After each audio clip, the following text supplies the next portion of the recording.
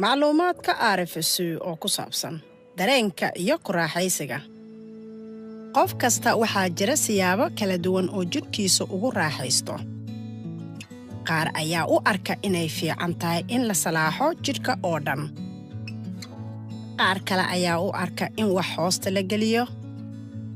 Waxaa jira meelo badan oo jidhka fiican la sahmiyo.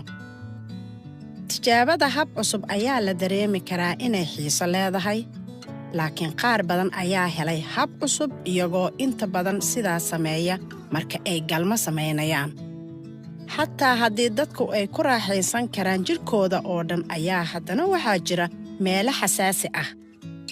Kintirka ayaa xasaasi u ah taabashada, waana sidoo kale in marka la salaaxo kintirka xilliga ay inta badan helaan biyo bixidda. Qayb ka mid ah kintirka ayaa ku taala jidhka bannaankiisa.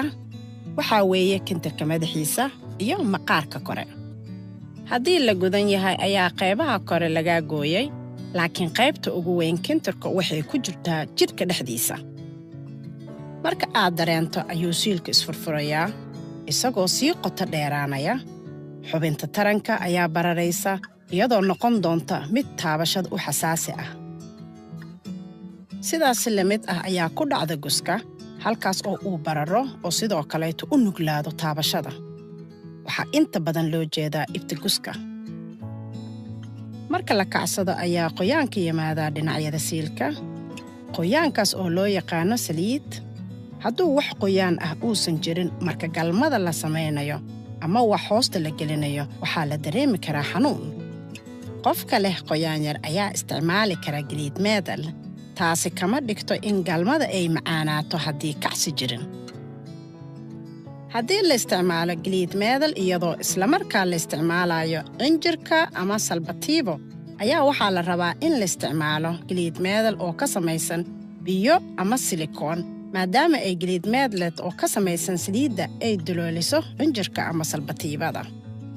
Meesha ugu muhiimsan ee jirka ee raaxada waa maskaxda. Waxa laga fikirayo iyo waxa la dareemayo galmada ka hor, jidhkiisa iyo lamaanaha laftiisa ayaa waxaa samaynaya qofka fursadiisa uu ugu raaxaysanaya galmada.